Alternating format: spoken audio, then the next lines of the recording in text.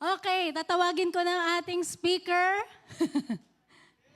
Pastor Fini, tayo po tayong lahat. Let's welcome him, Pastor Fini Pangilinan.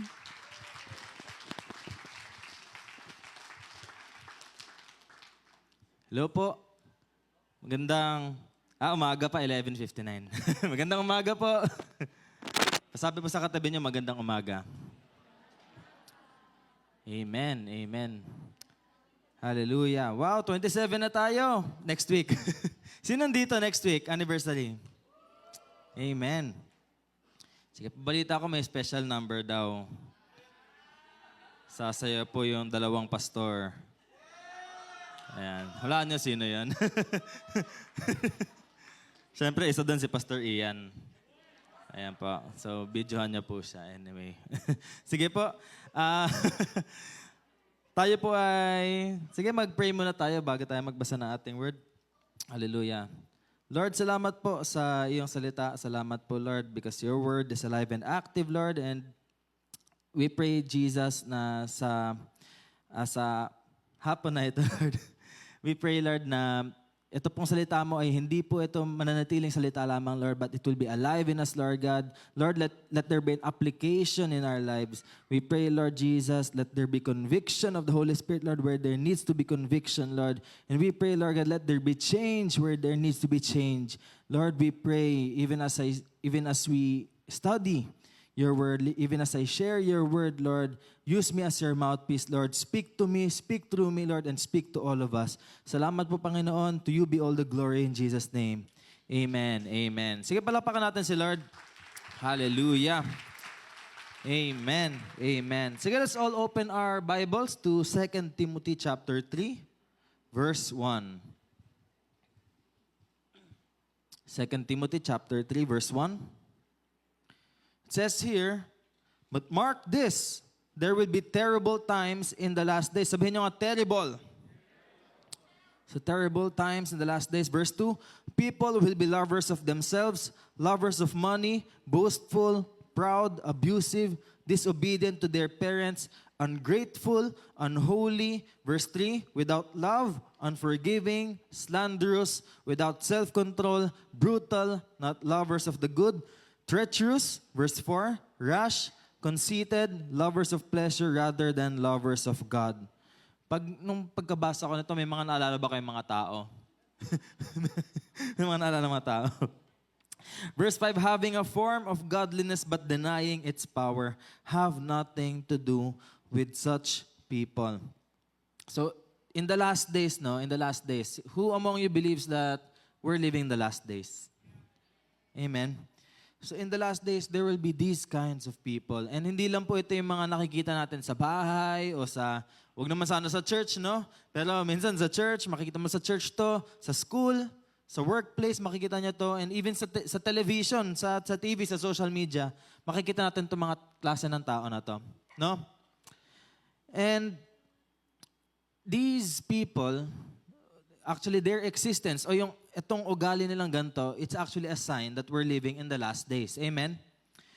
So verse 6, sabi nito, they are the kind who worm their way into homes and gain control over gullible women. And not just women, even gullible men, who are loaded down with sins and are swayed by all kinds of evil desires. Verse 7, always learning but never able to come to a knowledge of the truth.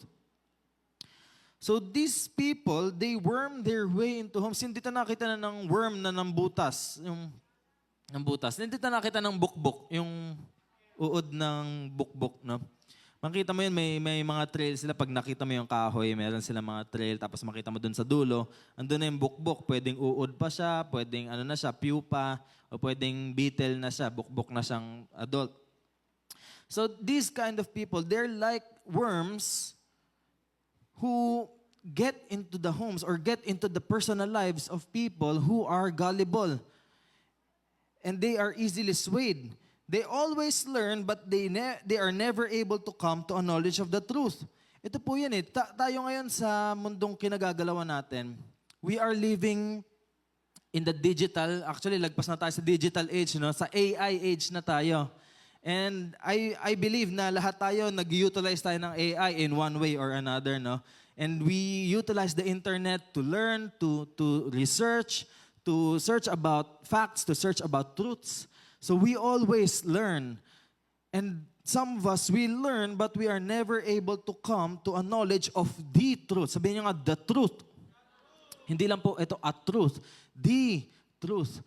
Sino ba yung I am the way, the truth, and the life? That's only Jesus. So no matter how much they learn, they never come to a knowledge of the truth, and that is Jesus. Because of these evil people who are lurking around. These evil people who are influencing us. Marami sa atin, marami natututunan sa mundo. Nagiging doktor, nagiging scientist, nagiging engineer, nagiging architect. Ang dami natin natututunan sa mundo, pero we are still not able to comprehend the truth. That is Jesus Christ. Nangyayari yan sa last days. We are smart, but we don't know the truth.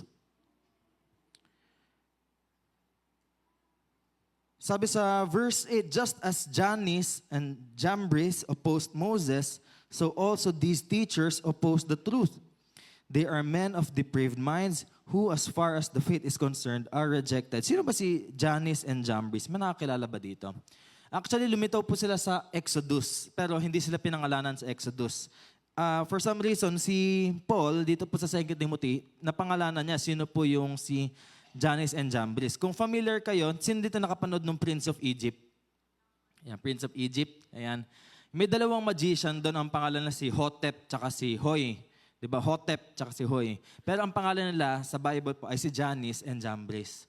So yung Prince of Egypt po, halo yan ng biblical tsaka fictional sa kung babasahin niyo po sa sa Exodus, may makita kayo, parang hindi ito nangyari sa Prince of Egypt. Hindi, mali po. Sa Prince of Egypt, dapat, pag pinanood niya, parang hindi nangyari ito sa Bible.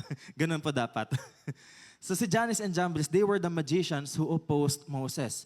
Nung si Lord po, ginawa niyang serpent, ginawa na snake, yung rod ni Moses, nagaya din nila, naging snake din yung rod nila. Nung si Lord, ginawang dugo, yung Nile, sila rin, nagawa nilang dugo, yung tubig. So they are those who oppose Moses through witchcraft.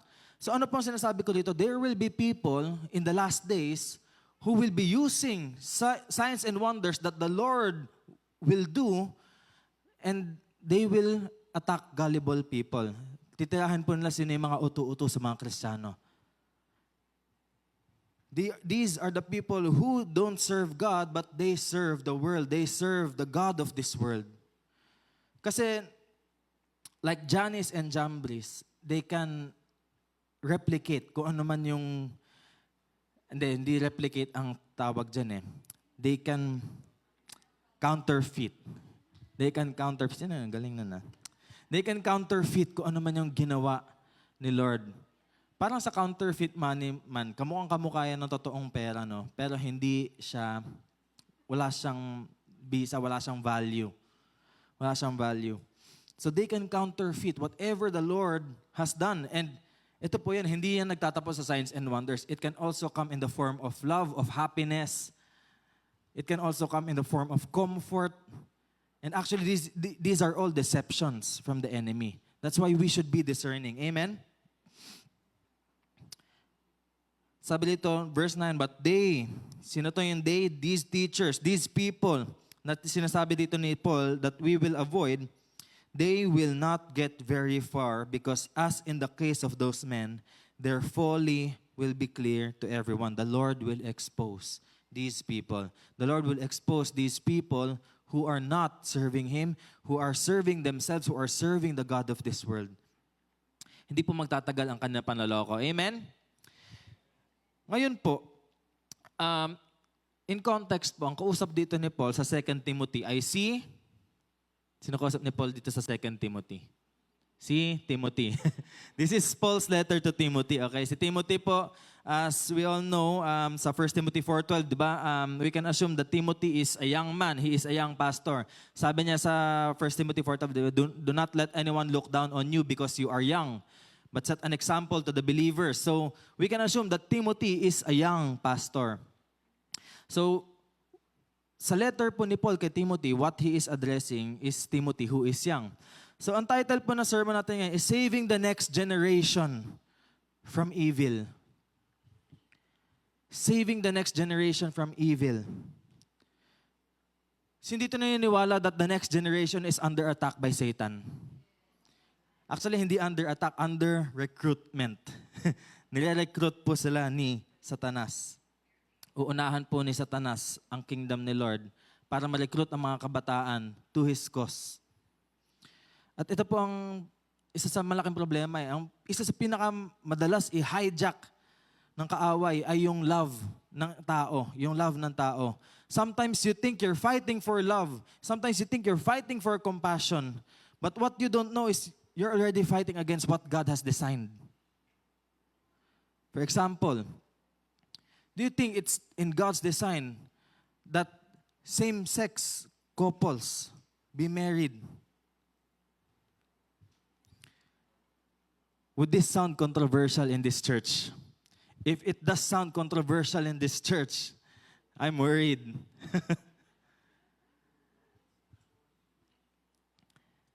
Is it part of God's design for every pregnant woman to get an abortion? Sabihin, women's rights. Karapatan ng babae yan eh. My body, my choice.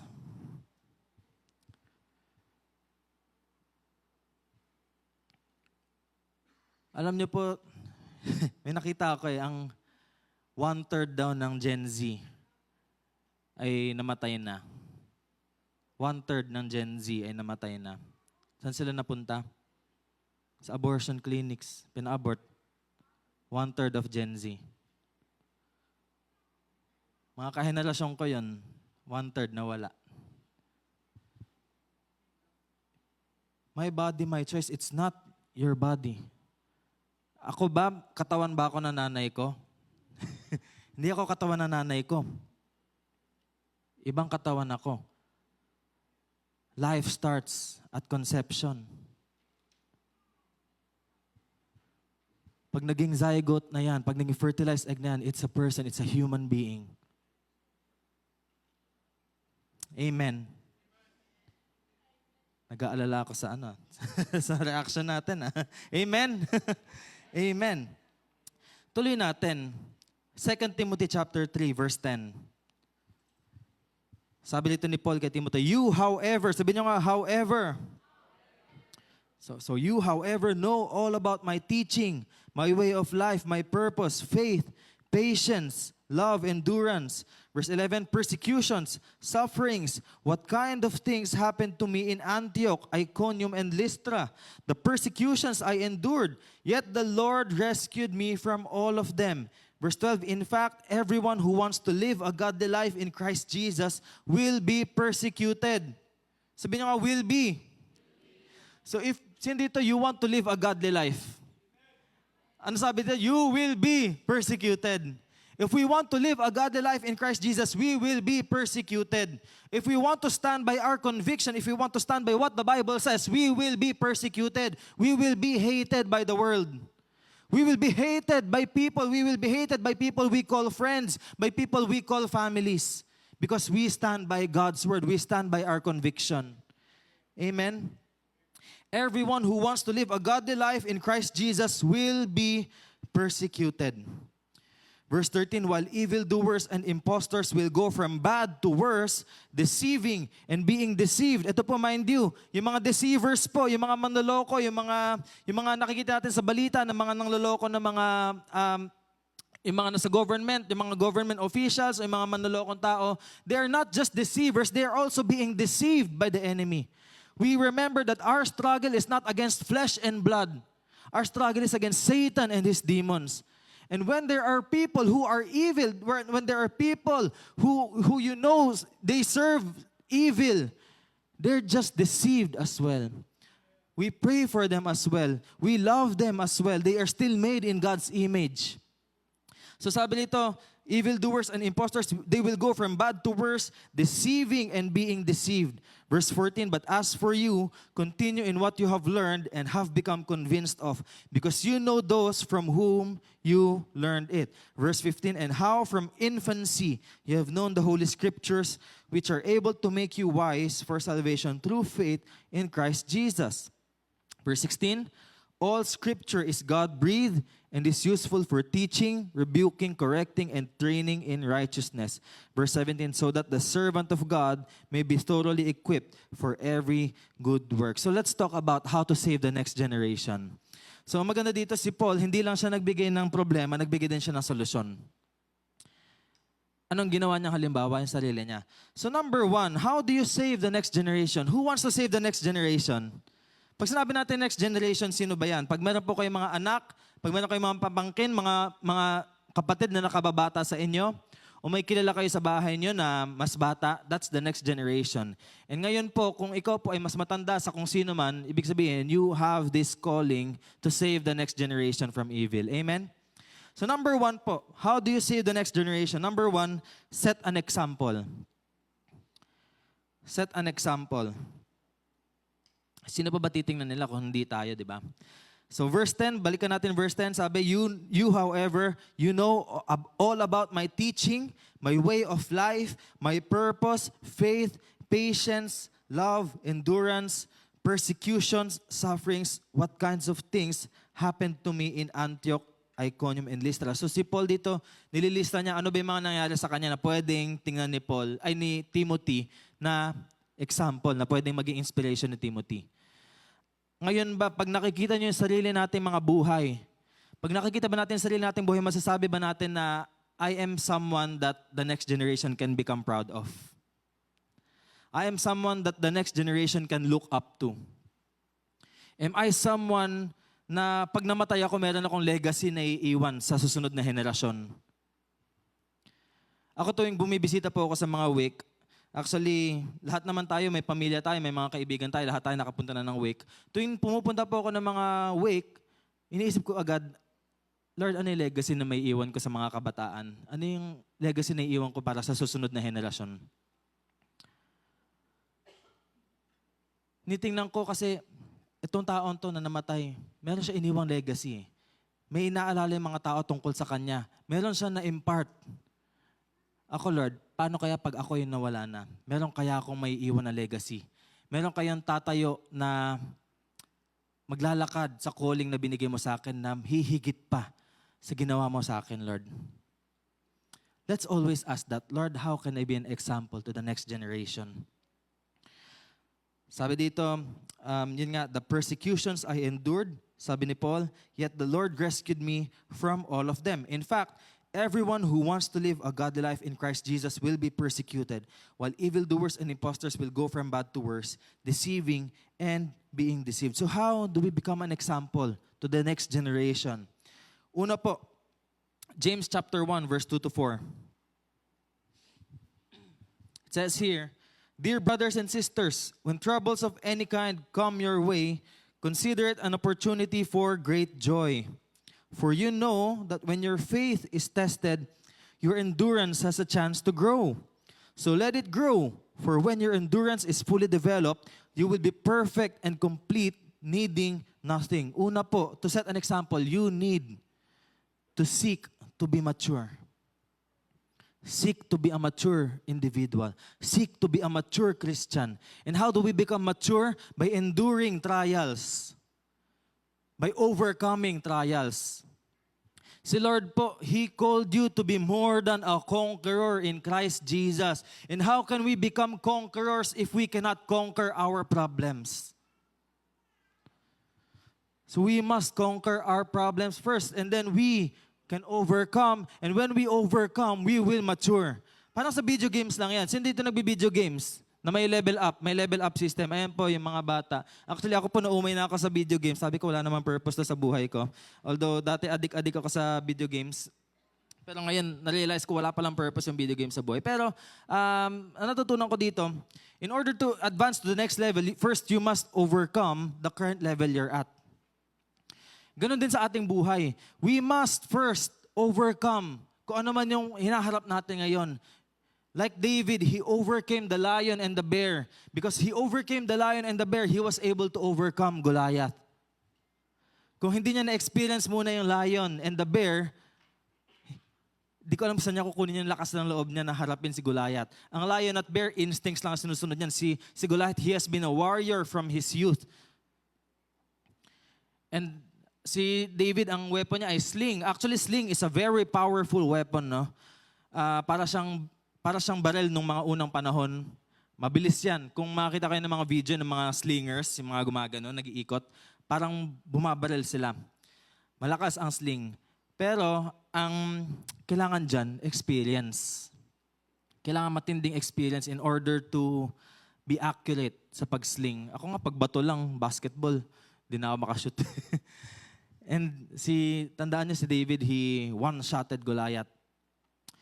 And si Goliath, he's been a warrior since his youth. Ano meron siya? Meron siyang sword, spear, and javelin. Ang layo ni David, pwede siyang batuhin lang ng javelin, paunahan lang yan eh. Tapos si David, 5 lang ang bala niya na stone. Pero ito yun eh, David was confident in his skills. And not just in his skills, he was confident in his God. Alam niya sino yung kasama niya sa battle na yon. Na Lord, kung hindi man skills ko ang tatalo dito kay Goliath, alam ko Lord, kasama kita.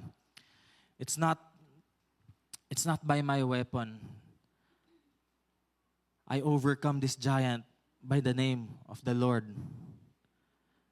So tayo rin, we need to be mature. We need to overcome trials in order for us to be confident sa kung anong binigay ni Lord sa atin. In order for us to be confident na Lord, alam ko, bagong pagsubok na naman to, pero alam ko Lord, kasama kita ngayon.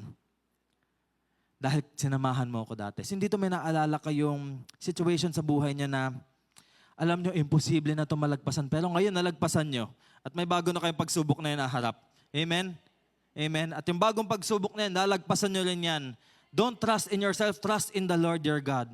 Amen? So that's the first thing. To set an example, first seek to be mature. And how do we become mature? We must first learn to overcome. Pangalawa, how do we set an example to the next generation? Pangalawa, 1 Corinthians chapter 10, verse 31 to chapter 11, verse 1. Sabi nito, so whether you eat or drink or whatever you do, do it all for the glory of God. Do not cause anyone to stumble. Wala pong matitisod sa atin. Sabihin mo sa katabi mo, wala mang titisod. So do not cause anyone to stumble, whether Jews, Greeks, or the church of God. Verse 33, even as I try to please everyone in every way, for I am not seeking my own good, but the good of many, so that they may be saved. Verse 1, chapter 11, verse 1, follow my example as I follow the example of Christ. So paano ba hindi matitisod ang mga tao sa atin? We follow God's example. We follow God's example. And we can also follow, sabi dito, follow my example. Follow Paul. So, sino ba yung mga Paul natin? Wala na si Paul, patay na si Paul, no? So, kung meron kayong mga godly leader, godly mentor, you follow their example. Ito po yan eh. Make sure, if you're going to make yourself an example to the young people, be a good example. Napupulot po ng mga bata kung ano man nakikita nilang ginagawa ng matatanda. Ang mga nagmumura po, mga elementary, saan ka na napupulot yung mga pagmumura nila? Nagsistart po yan sa bahay. So, Matthew chapter 5, verse 14 to 16, sabi dito, you are the light of the world. Sabi mo sa katabi mo, ikaw yon. You are the light of the world. A town built on a hill cannot be hidden. Neither do people light a lamp and put it under a bowl. Instead, they put it on its stand, and it gives light to everyone in the house. Verse 16, in the same way, let your light shine before others, that they may see your good deeds and glorify your Father in heaven. So, pangalawa po, how do you set an example? Shine. Shine to save people. And it's not going to be you who's doing the saving, no? You're just going to shine the light of Jesus, that they may be saved, that they may come to know Jesus as their Lord and Savior. Because you're shining Jesus' light so brilliantly that they become so attracted to that light. Alam niyo po mga bubuyog, ano sila gising sila pag umaga, di ba? Pag umaga sila nagkukuha ng mga pollen, ng mga nectar. Tama, tama. Pero hindi dito nakakita ng bubuyog sa gabi. Ayan, kami. Alam niyo po, sinerch ko, kasi sa kwarto ko, ang daming bubuyog lagi pag gabi. Hindi madami. Siguro sabihin mo mga 1, 2, 3 sa isang gabi, may nakikita ako mga bubuyog.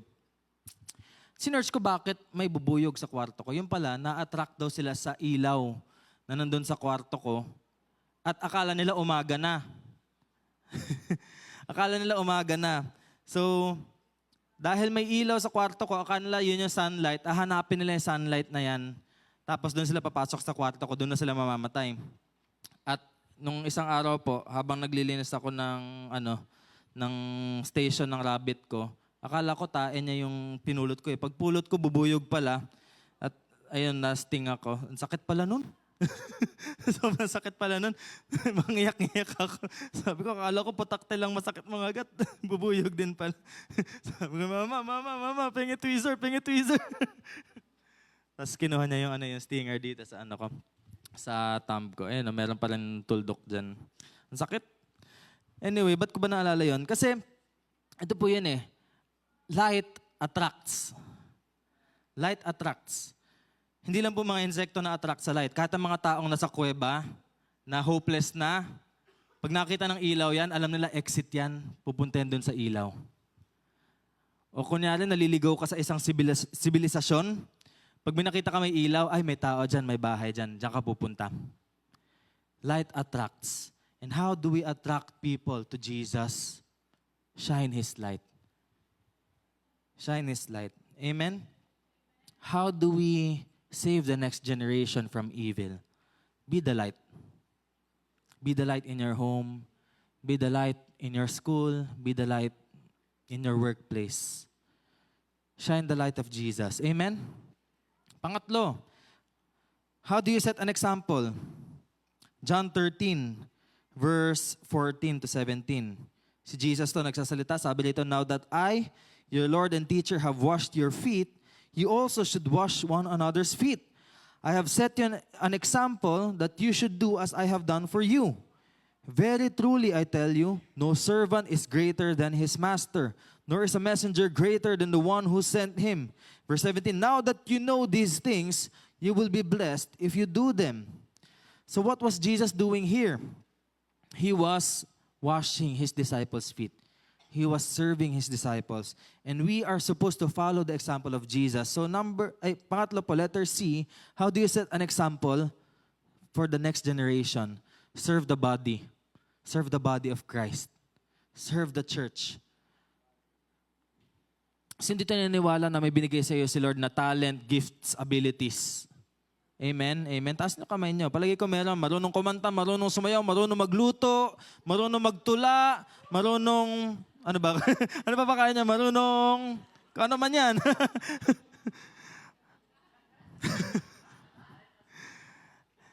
Basta positive yan. Okay?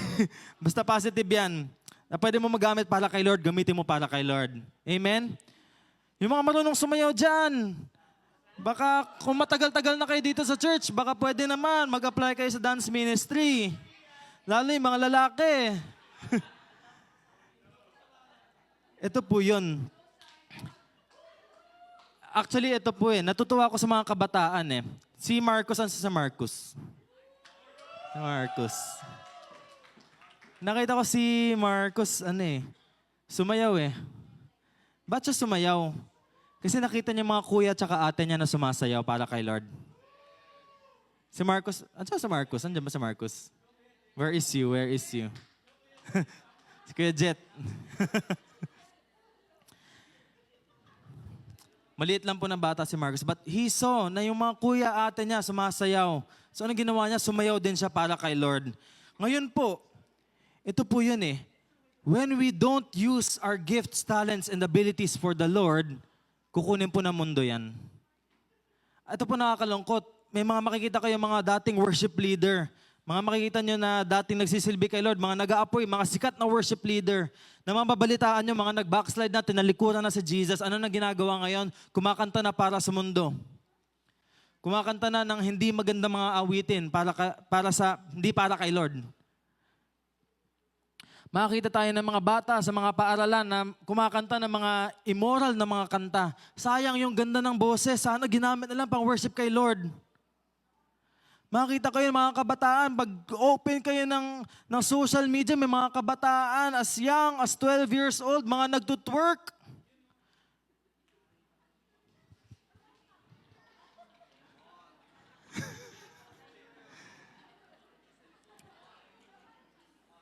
Yung mga matatanda, di ko alam kung alam nyo ba ano yung twerk, pero nauso to the past decade eh. Kasi nakikita nila, wala sila nakikita magandang example sa bahay, wala sila nakikita magandang example sa church, wala nagsisilbi sa bahay nila sa church. So anong ginawa nila? Yung gifting nila, binigay nila sa mundo. Kung ano yung nakikita nila sa TikTok, sa social media, gagayahin nila. Kung ano yung awitin sa social media, gagayahin nila. Kung ano yung sinasayaw sa social media, gagayahin nila. Dahil hindi na nakikita yung pamilya nila na nagsisilbi sa church. So what do?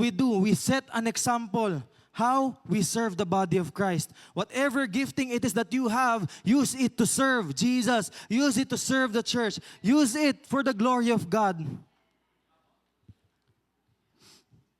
Kung marunong kayo mag-camera, matagal na kayo nandito, pwede kayo mag-apply sa media. Kung marunong kayo magtingin-tingin ng mga sounds, matagal na kayo nandito, pwede kayo mag-apply sa sounds ministry.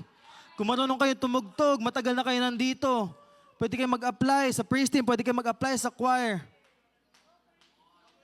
Pero ito ang importante, maging mature muna tayo kay Jesus. We serve the body. May mga binigay sa atin si Lord na gifts, talents, and abilities. And less than 10% of the church lang ang gumagamit nito para sa pagsilbihan si Lord.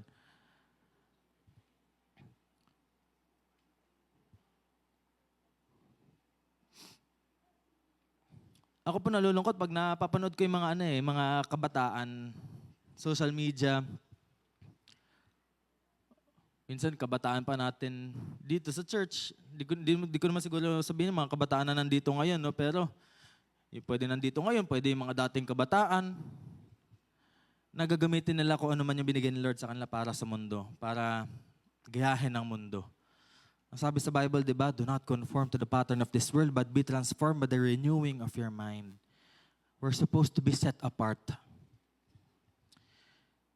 1 Timothy chapter 4, verse 12, it says here, don't let anyone look down on you because you are young, but set an example for the believers in speech, in conduct, in love, in faith, and in purity. We set an example for the believers. So, ang sinasabi dito ni Paul kay Timothy, set an example, hindi lang sa mundo. Kahit among believers, dapat makita ka nila magandang example ka. Ang tanong sa atin ngayon, magandang example ka ba even among your churchmates? Makikita ba ng mga churchmates natin na ikaw ay isang role model sa church? And ito po yun, hindi kailangan na young ka lang talaga na young. Sino dito below 80 years old? Below 80 years old. Ayan, below 80 years old. Tandaan natin si Moses nung namatay siya, 120 years old, na sobrang lakas pa raw niya. Hindi nag-diminish yung strength ni Moses nung namatay siya ng 120 years old. And the Lord called him to deliver Israel from Egypt when he was 80 years old. Si Moses po nag-start siya mag-shepherd nung siya ay 40 years old. So if you are below 80 years old, you are still young. Pag 81 years old ka, congrats, teenager ka na po.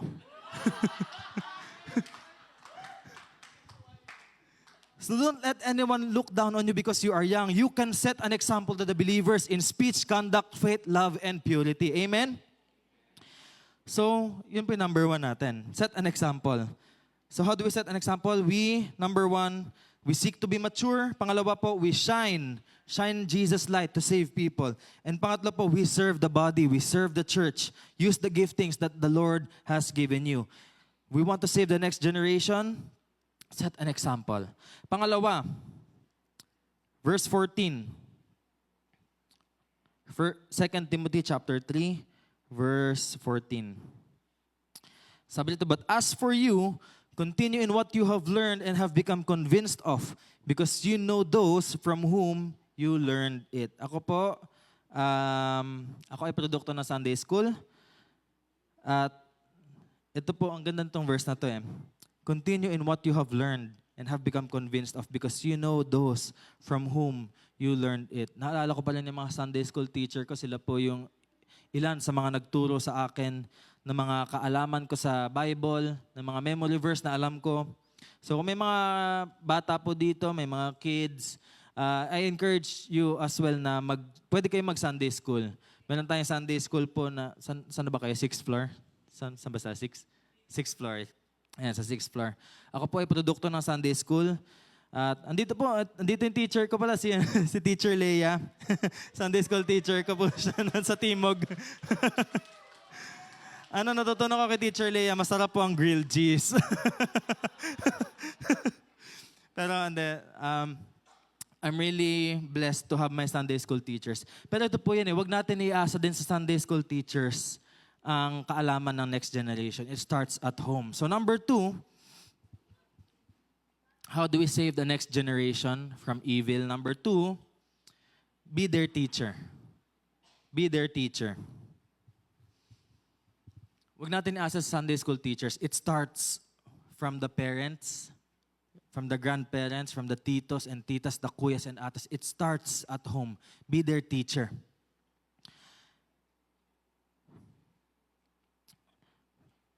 Sabi sa Proverbs chapter 22 verse 6, train up a child in the way he should go. Even when he is old, he will not depart from it. We're supposed to train them up. Start them young. Start them young. Let them know Jesus while they are young. And who will teach them? Siyempre po, kasi una nilang makamulatan sa buhay. Yun po yung mga magulang.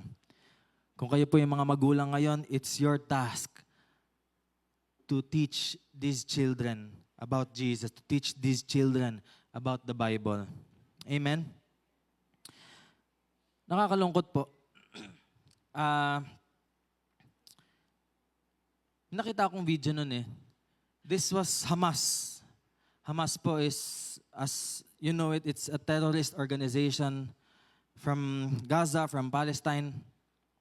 Nakita ko ng tinuturuan nila yung mga bata, malilit na bata, na pag nakakita ng Israelites, mga Israeli sila ngayon sa panahon. Pag nakakita ng Jew, dapat alam nila kung saan hihiwain sa leeg. Saan dito yung vein na dapat tamaan. They're starting them young, na dapat alam nila saan hihiwain ng Jew. Isa pang nakakalungkot, pero nakakatawa na meme. Alam ko meme to Siguro alam niyo tong video na to. Sa Pakistan to. Sa Pakistan. May teacher na nakapila yung mga estudyante. Parang, ano yung gusto mo maging paglaki mo? Sabi ng isang estudyante, when I grow up, I will become an army and save Pakistan and destroy India. May mga nag-recite kasabay ko. So ano yung mission ng bata? Bata pa lang siya. When he grows up, he wants to become an army and save Pakistan and destroy India. Sabi naman ng teacher, wow, strong army, great!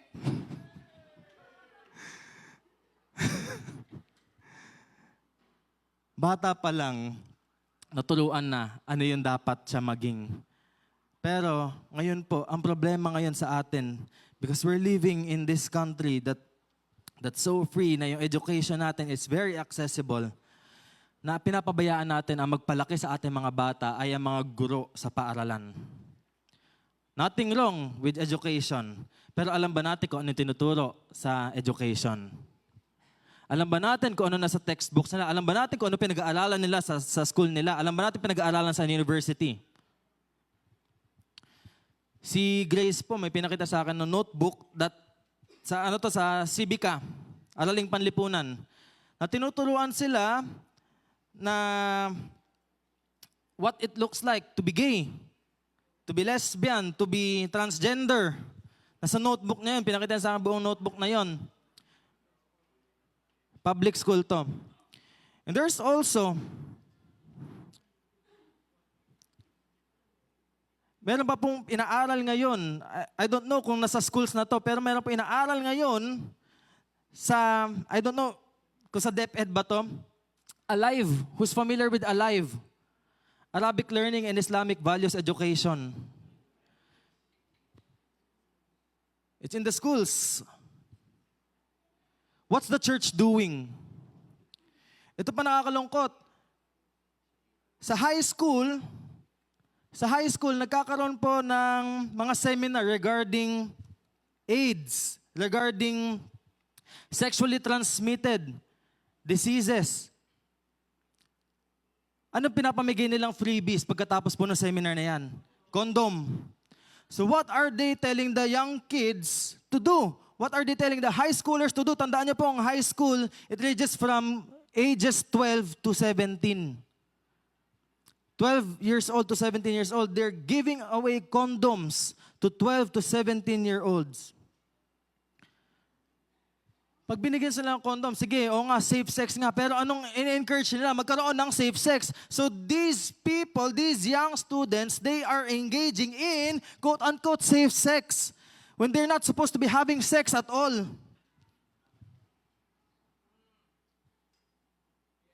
What's the church going to do about it? Tayo po mga Kristiyano, mga magulang, tayo po mga Kristiyano, mga tito, tita, mga lolo't lola, mga Sunday school teacher, mga youth leader, anong gagawin natin? We must become their teacher. And it starts at home. It starts at home. It starts with the father. It starts with the godly mother. The godly father and the godly mother, they will teach their children what they should know. Hindi po strangers ang magpapaaral o mag-educate sa ating mga anak. Magkakaroon sila ng mga matututunan, mga practical life applications, mga practical life lessons, mga practical yung mga kaya lang gamitin sa trabaho, doon lang sa school nila matututunan yon. Pero for the values in their lives, dapat po sa bahay pa lang na form na yan. Amen? So how do we become good teachers for the next generation? First, we must become good followers of Jesus. Wala po naging mabuting teacher na hindi naging mabuting follower muna. Matthew chapter 4, verse 18 to 20, it says here, as Jesus was walking beside the Sea of Galilee, he saw two brothers, Simon called Peter and his brother Andrew. They were casting a net into the lake, for they were fishermen. Verse 19, sabi ni Jesus, come, follow me, and I will send you out to fish for people. Verse 20, at once, sabi nyo nga, at once. At once, they left their nets and followed him. So they followed Jesus at once. Immediately, they left their jobs. I'm not saying na iwanan natin ating mga trabaho, pero i-prioritize natin si Jesus. If we want to become good teachers, first we must become good followers. Prioritize Jesus over our work. And when we know how to prioritize Jesus, we will be able to fish for men effectively. Susunod, Matthew chapter 4, verse 21 to 22. Tuloy natin story.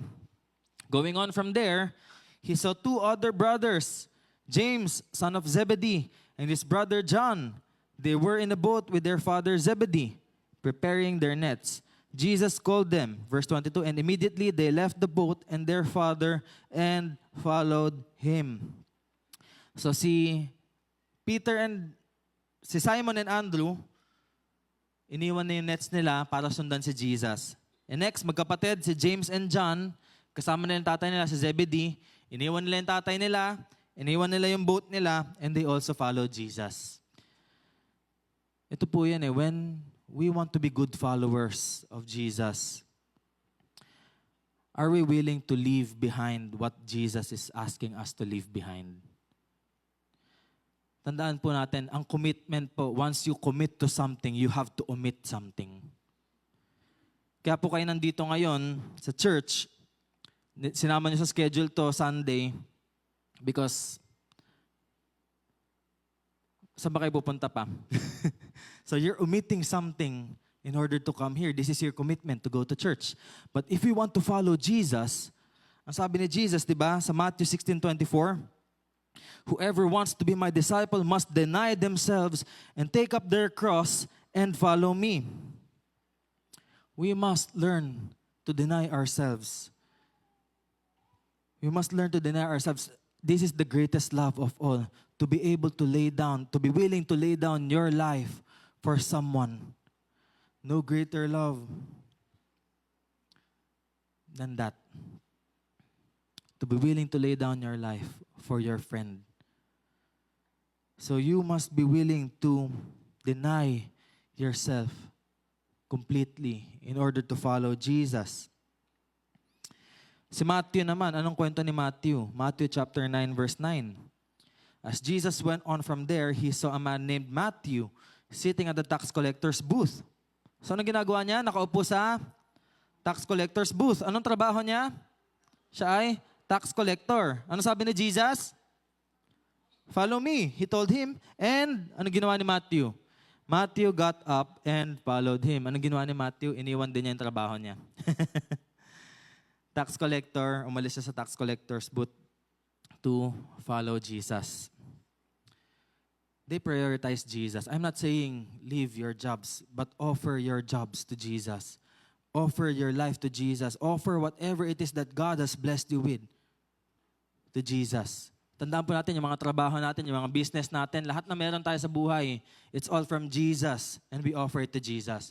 Just as we give 10% of our income, we also give back kung ano binigay sa atin ni Lord na trabaho, kung ano binigay sa atin ni Lord na blessings. Lord, I offer this to you.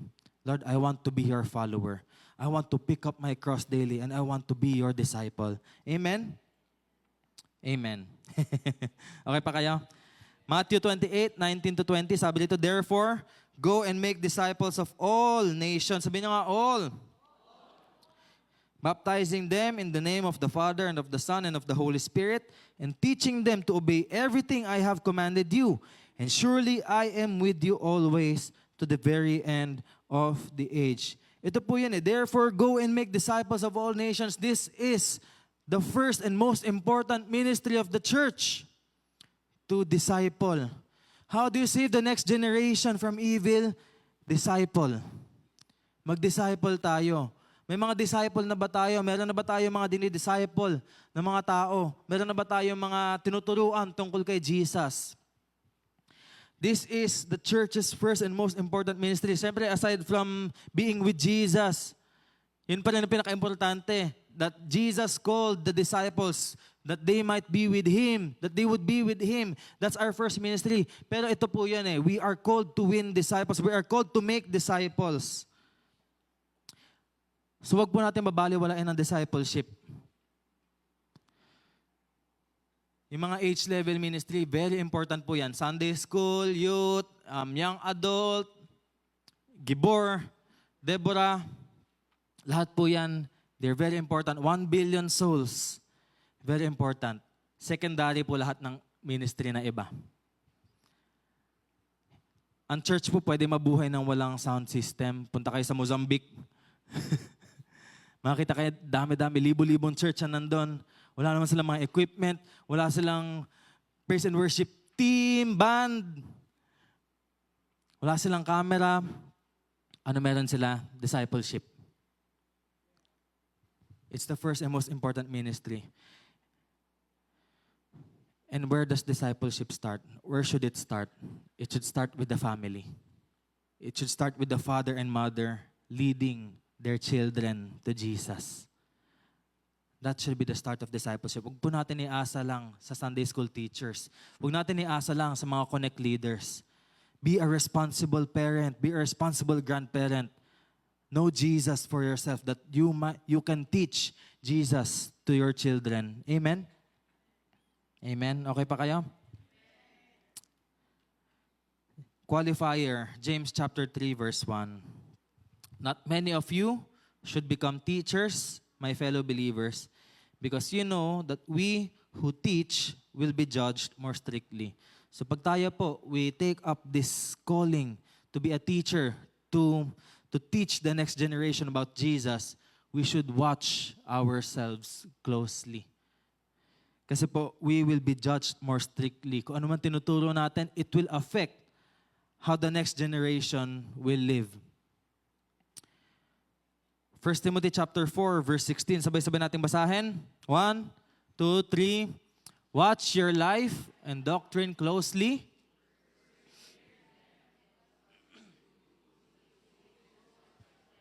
And your hearers. So we are supposed to watch our lives and doctrines closely, so we can save both ourselves and our hearers. So how can we do this? We must study the Word. We must become students of God's Word. We must know what the Word of God says. Kung hindi natin alam ang tinuturo ng Bible, then we're not qualified to be teachers. So we must have a Bible. Sino dito may Bible sa bahay? Ano ginagawa sa Bible? Pinampapalo sa deliverance, hindi ba? Ang Bible po, binabasa. Binabasa po yan. Okay? At gumawa na po ng paraan ng ang mga iba-ibang ministers sa mundo, gumawa na po ng paraan para lahat ng tao magka-Bible. Kung wala kang physical Bible, sa cellphone po, meron na tayong Bible. Sa tablets natin, may Bible na po. So tama na muna yung Cocomelon na yan. Bible po pag-aralan ng mga bata. Amen? And parents and titos, titas, lolos, lolas, dapat po tayo rin, we should become students of the Word. So we have something to teach the children. Amen? Titus chapter 2 verse 6 to 8 says here, in the same way, encourage the young men to live wisely. And you yourself must be an example to them by doing good works of every kind. Let everything you do reflect the integrity and seriousness of your teaching. So sa lahat ng ginagawa natin, if we are planning on discipling the next generation, dapat makita nila how serious we are regarding our teaching. Na nakikita nila integrity natin na we are practicing what we are preaching. Ang disappointing po sa isang bata na makita niya yung mga magulang niya may pinagbabawal sa kanya pero yung mga magulang na yun ginagawa ko ano yung pinagbawal sa kanya, no? Diba? And that's the same thing with us. If we want to be teachers of the Word, we must put that same standard on ourselves. We must become students of the Word as well. Amen? Amen. So sabi dito, teach the truth, verse 8, so that your teaching can't be criticized. Then those who oppose us will be ashamed and have nothing bad to say about us. So we must learn the truth. We must learn the Bible. We must study the Bible. Not just memorize verses, but apply the Word of God in our lives. Let there be a rhema for every word that you read in the Bible. Let there be a revelation. Let there be a lesson. Let there be an application. Let there be a wisdom na mapapulat natin sa ating pag-aaral ng Bible. Hindi po sapat na matapos mo yung Bible from Genesis to Revelation. Marami na pong atheist ang gumawa niyan at nanatiling mga atheist. What you need to do is to seek Jesus in His Word. Seek revelation in God's Word. Amen? Ephesians chapter 4, verse 11 to 15. Sabi dito, so Christ Himself gave the apostles, the prophets, the evangelists, the pastors, and teachers to equip, sabihin nyo nga, to equip His people for works of service so that the body of Christ may be built up until we all reach unity in the faith and in the knowledge of the Son of God and become mature, attaining to the whole measure of the fullness of Christ. Then we will no longer be infants, tossed back and forth by the waves and blown here and there by every wind of teaching and by the cunning and craftiness of people in their deceitful scheming.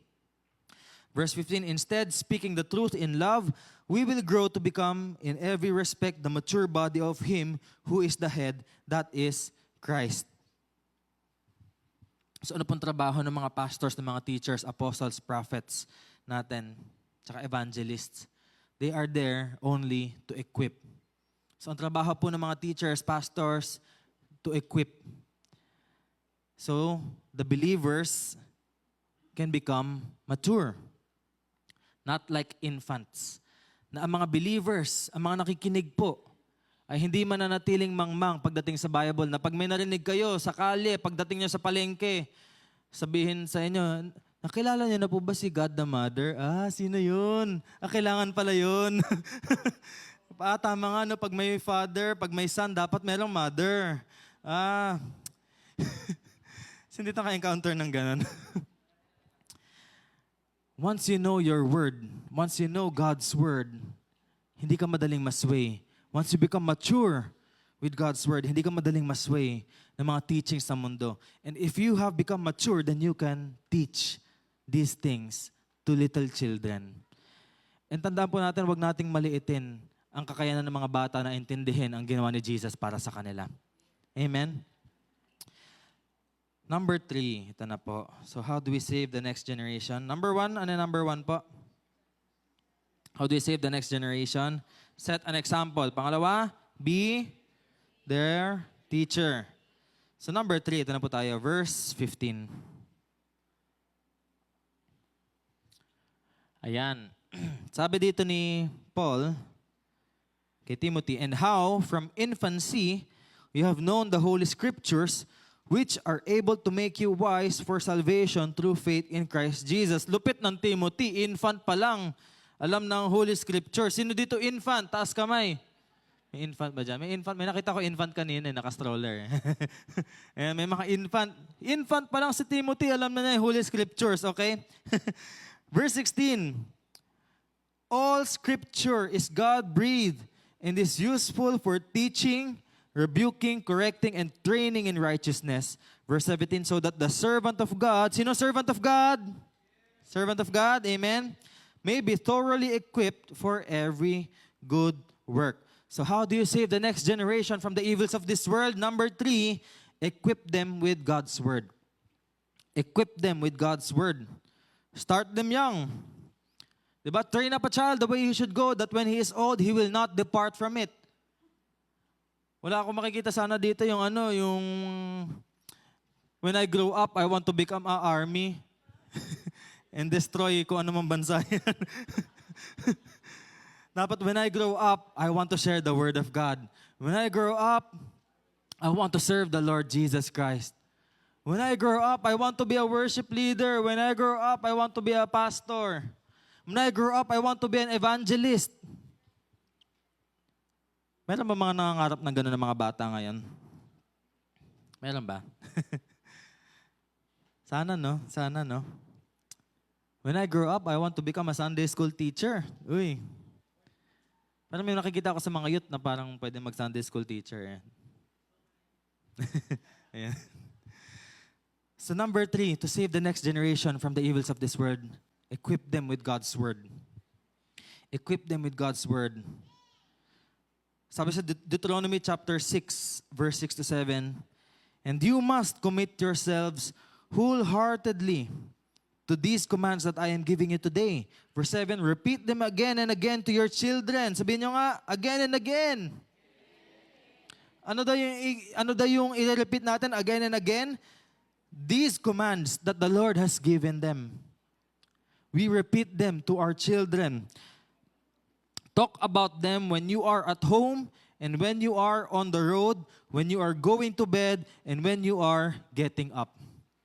Sa Bible pa lang, sa Old Testament pa lang, the Lord is saying, teach the children the commands I have given you.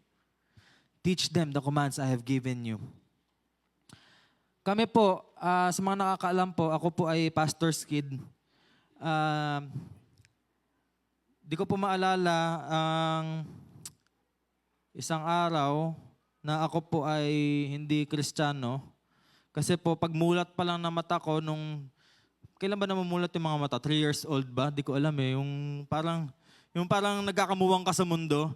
Yung parang nawawala na yung factory setting. Biglang, uy, ito pala ako. Pero pagkaroon ko ng muwang sa mundo, nakita ko agad si Larry the Cucumber na, tsaka si Bob the Tomato eh.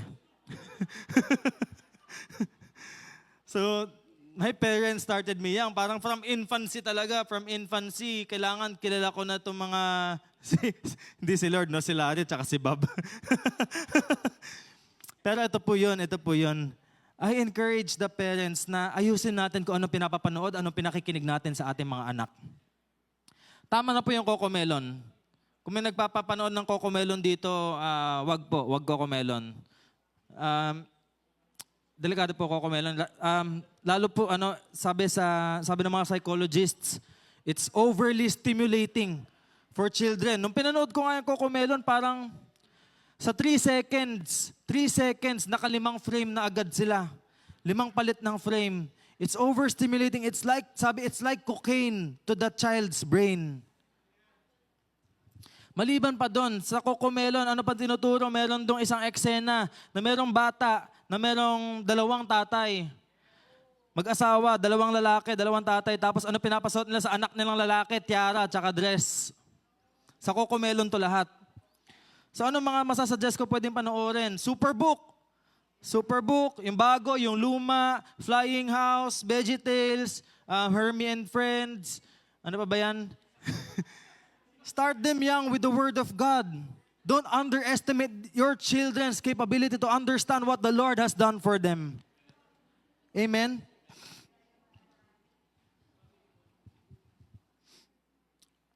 Maganda yan yung mga Joseph the Dreamer, Prince of Egypt. Tapos actually, ang dami nang ginagawa ngayon ng ang daming ginagawa ngayon ng mga publishers na Christian para lang makaaral ng Bible ang buong pamilya. Gumawa na ng devotion for men, devotion for women, devotion for married couple, devotion for divorced divorced people, devotion for single people, devotion for young adults, devotion for professionals, devotion for teenagers, devotion for teenage boys, teenage girls, devotion for boys, devotion for girls, devotion for infants. Lahat na lang ginawa ng publishers, pero napapakinabangan ba natin bilang church? Ang dami nilang ginagawa ng mga Christian publishers in order for the whole family to come to know Jesus, to study God's Word. Ito po yun napansin ko to siguro sa sarili ko na rin. Napansin ko to Sa isang buong araw, ako po ay nagtatrabaho, gumagawa ng household chores, magbabasa ng Bible, mag-entertainment, ano pa ba gagawin ko? Mag-scroll sa social media. Alam niyo po, ang pinaka-nasa-sacrifice sa lahat ng yan, hindi yung trabaho malamang Hindi yung household chores malamang, kailangan yan. Yung entertainment po, madalas, ino-overlap niyan kung ano yung time na dapat kay Lord. Lagi yan. Yung time mo sa social media, yun yung time mo dapat kay Lord. Yung time na ginamit mo para sa video games, yun yung time na dapat para kay Lord. Yun po nangyayari madalas sa ating mga pamilya. Nawawala yung time natin for the Lord. So the Lord is a stranger to the Christian's house. Parang sino si Jesus? Ano ginawa ni Jesus para sa akin? Totoo bang nabuhay si Jesus? Totoo bang mahal ako ni Jesus? O naririnig lang ba natin itong mga to sa sermons lang? Dapat sa bahay pa lang, alam na ng mga bata, sino si Jesus? Anong ginawa niya para sa atin? Sino ang head ng bahay na to? Si Jesus. Sabi di ba sa Bible, as for me and my house, we will serve the Lord. Psalm 119 verse 9, how can a young person stay on the path of purity? By living according to your word.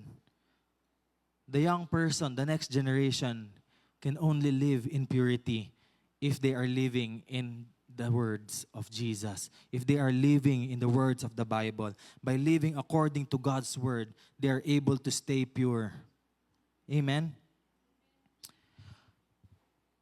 Psalm 78 verse 1 to 8. Psalm 78, verse 1 to 8. It says here, O my people, listen to my instructions. Open your ears to what I am saying. For I will speak to you in a parable. I will teach you hidden lessons from our past. Stories we have heard and known. Stories our ancestors handed down to us. Verse 4, we will not hide these truths from our children. We will tell the next generation about the glorious deeds of the Lord, about His power and His mighty wonders. For He issued His laws to Jacob. He gave His instructions to Israel. He commanded our ancestors to teach them to their children, so the next generation might know them, even the children not yet born, and they in turn will teach their own children. So each generation should set its hope anew on God, not forgetting His glorious miracles and obeying His commands. Then they will not be like their ancestors, stubborn, rebellious, and unfaithful, refusing to give their hearts to God. Wow. Brothers and sisters, wag natin itago yung wonders ni Lord sa ating kids, sa ating teenagers. They're supposed to know what the Lord has done for them, what the Lord is doing for them. Otherwise, there will grow up a generation na hindi nakakilala kay Jesus. Nakakatuwa ngayon, dumarami na rin yung mga social media evangelists. Mga sinusundan ko sila, sina Nicholas Bowling. Hindi po siya nagbo-bowling, no? Nag-evangelize po siya. Sino pa si Juan Elias, nalimutan ko apelyido niya, siya ay isang ex-gay, dati siyang gay, na nakakilala kay Lord, na ngayon lagi siya nakatayo sa harap ng mga abortion clinics. He's preaching the word, he's convincing the mothers and the fathers na huwag niyo tuloy napatayin yung bata. And he's always praying for these people. So I'm following these people who are standing up for the next generation, who are standing up for the current generation. Ngayon po tayo sa church, what are we going to do for this generation? Ang sabi si Rizal ba nagsabi nun, yung kabataan, ang pag-asa ng bayan? It works both ways. Ang kabataan ng pag-asa ng bayan, depende kung sino makakuha sa kabataan. Kung si Lord ang makakuha sa kabataan, sila po ang pag-asa natin sa revival. Pero pag si Satanas o ang mundo ang makakuha sa kabataan, sila ang pag-asa ni Satanas at ng mundo para makorrupt ang next generation. So what are we going to do about this? I'm going to end with this passage, Judges chapter 2, verse 1 to 11. Sabi dito, the angel. Where's the angel? The angel will be there. Yan, yun. The angel of the Lord went up from Gilgal to Bochim and said, I brought you up out of Egypt and led you into the land I swore to give to your ancestors. I said, I will never break my covenant with you. This is the Lord. The angel of the Lord is talking to Joshua and the Israelites. Verse 2, and you shall not make a covenant with the people of this land, but you shall break down their altars. Yet you have disobeyed me. Why have you done this? Verse 3, and I have also said, I will not drive them out before you. They will become traps for you, and their gods will become snares to you. Verse 4, when the angel of the Lord had spoken these things to all the Israelites, the people wept aloud, and they called that place Bochim. There they offered sacrifices to the Lord. After Joshua had dismissed the Israelites, they went to take possession of the land, each to their own inheritance. Verse 7, the people served the Lord throughout the lifetime of Joshua and of the elders who outlived him and who had seen all the great things the Lord had done for Israel. Verse 8, Joshua, son of Nun, the servant of the Lord, died at the age of 110. Verse 9, and they buried him in the land of his inheritance at Timnath-Heres in the hill country of Ephraim, north of Mount Gash. Verse 10, after that, nung namatay si Joshua and those elders who witnessed the miracles of the Lord. Verse 10, after that whole generation had been gathered, or namatay sila, had been gathered to their ancestors, another generation grew up who knew neither the Lord nor what he had done for Israel. Verse 11, then the Israelites did evil in the eyes of the Lord and served the Baals. Itong passage na to, it's about the Joshua generation failing to mention to the next generation what the Lord has done for them, how faithful the Lord has been.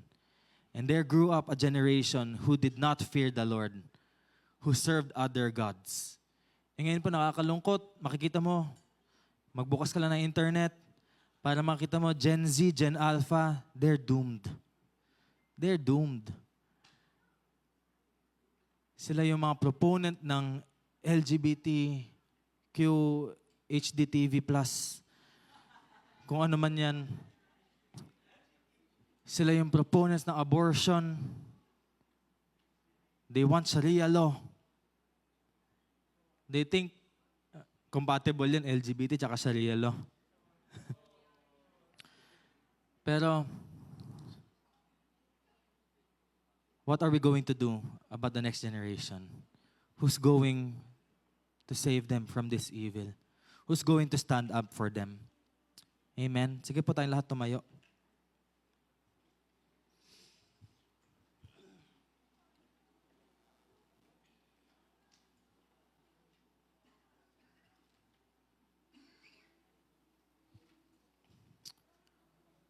Hallelujah. Who loves the next generation? Who's willing to lay down your life for your children, for your children's children, for your nephews, nieces, granddaughters, grandsons? Sige, let's all close our eyes. Let's bow our heads. Lord Jesus, andito po kami lahat ngayon, Lord. Nagpapakumbaba kami. Lord, I pray that we will set an example. We will be good examples, Lord, sa susunod na henerasyon. That they will come to know you, Lord, because we have come to know you. Lord Jesus, salamat po. Because you are the one who's going to give us grace, Lord God. You're the one who's going to give us strength, Lord God, to stand up for the next generation. And I pray for all of us, Lord God. Lord, let us be teachers. Let us be their teachers, Lord God. Let it start at home, Lord God, na kami po ang magsisimula maging mga godly people, Lord. That they will come to know Jesus because we have come to know Jesus. Lord, I pray for all of us who are here, Lord. Mga kuya, ate, nanay, tatay, lolo't lola, tito, tita, mga connect leaders, Sunday school teachers. Lord, we pray, basagin niyo po kami, Lord. Basagin niyo po ang aming mga puso para sa susunod na henerasyon. Hindi sapat, Lord, na mamamatay kami, pupunta kami sa langit, Panginoon. Gusto namin, Lord, pag namatay kami, meron kami pag-iiwanan, Lord, na aming legacy, Lord. Meron kami mga may iwan, Lord God, ng mga lovers of Jesus. Hindi namin iiwan yung susunod na henerasyon, Panginoon, na hindi ka kilala, na hindi ka hinahanap, Panginoon, na hindi gutom sa'yo. Lord, hindi kami titigil hanggat hindi ka nakikilala ng aming pamilya, ng aming mga anak. Lord, give us this heart to just lay it down for the sake of the next generation, Lord. Thank you, Jesus. We are surrendered to you, Lord.